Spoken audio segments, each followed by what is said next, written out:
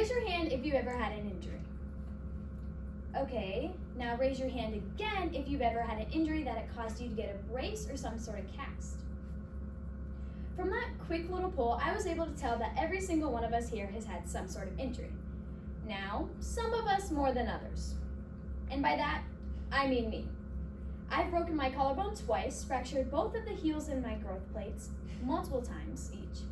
I've also fractured a hand, and I've even sprained an ankle and fractured a toe. From this, every single type of injury is different.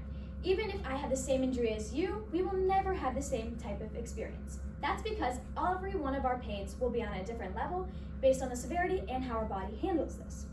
According to the American Association for the Surgery of Trauma, there are 300 million injuries across America each year.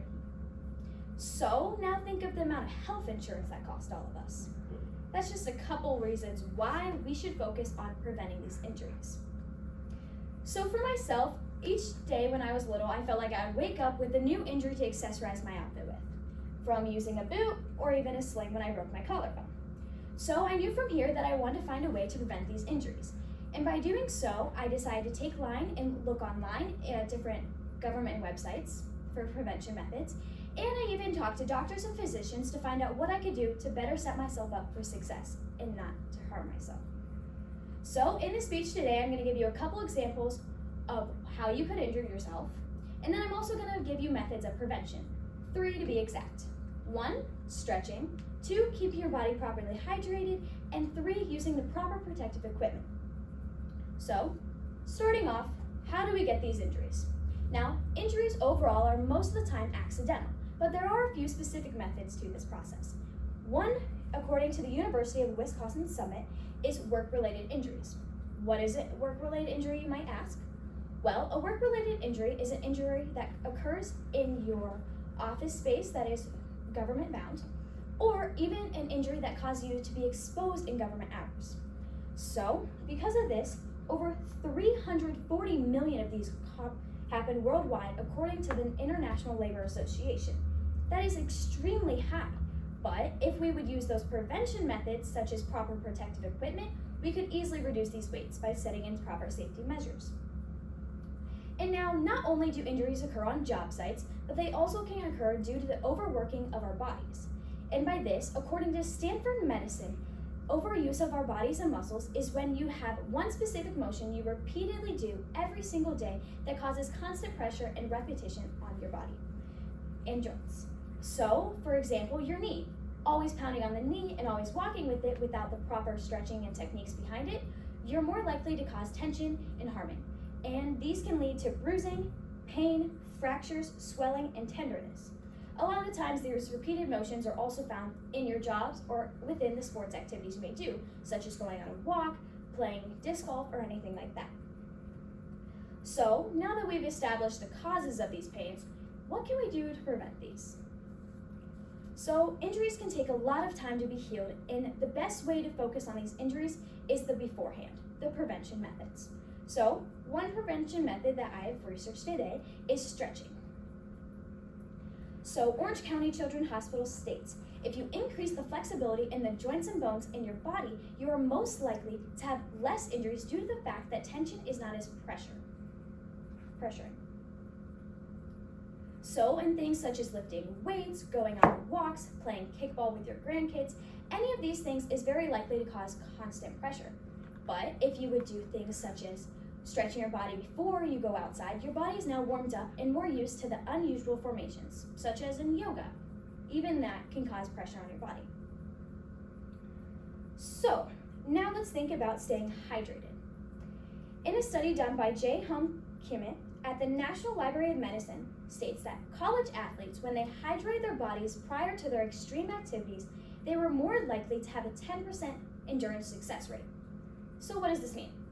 Well, when you put the proper nutrition in your body and the proper fluids, such as H2O and electrolytes, your body's energy levels are able to stay higher and elevated. Because of this, the pressure that they are always experiencing doesn't nag at their bodies so much. So when they're starting to feel tired, their energy has quick sources such as carbohydrates to react against the laziness. So when their form is much stronger, now they're less likely to cause accidental injuries because of being tired and worn down from the constant pressure. And so, the third method we can think about with injury prevention is using the proper protective equipment, and or PPE, as most adults would say. So these can happen in work-related injuries, as I spoke on earlier, or even in sports injuries. And what is this equipment? This equipment, according to the United States of Labor Department, is things such as gloves, overalls, steel-toed boots, hard hats, or any of the following. So because of using all of those, now your body actually has a less rate of getting injured. For example, take a construction site. If you're wearing a hard hat, when that nail falls above from the worker that's above you, now you're less likely to have an extreme concussion that's going to cause you to end up in the hospital. Instead, you might just have a light headache. And that's because you use the proper equipment to prepare yourself for that injury, using that prevention method. So, now that we've examined how injuries occur and different things such as how we need to take care of them, let's bring this information all back to the starting point. Injuries are a serious topic, and we need to focus on them and how to slow them down and prevent them. So there's the ways that we talked about of injury, which is work-related injuries and accidental injuries because of the constant repeated motion on your body. But we learned that we can prevent these by using stretching, staying hydrated, and using the proper protective equipment. So now let's think back about those questions at the beginning. When I asked you if you ever had an injury, now think of that specific moment. How did you gain that injury?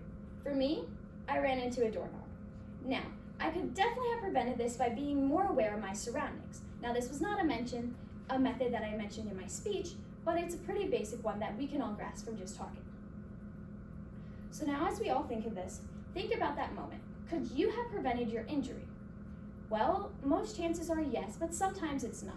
Sometimes it was just a fluke moment that happened, but if it happened in a game because your shoulder pads weren't strapped on tight enough, or on a walk because you tripped over a rock that you didn't see, these are all things we could have thought about prior to having these injuries. So, the next time you go outside to go on a walk or even play kickball, think of it like this. Take 2 minutes to stretch, because that stretching could be the difference of you tearing a tendon in the back of your leg or just getting your daily exercise in.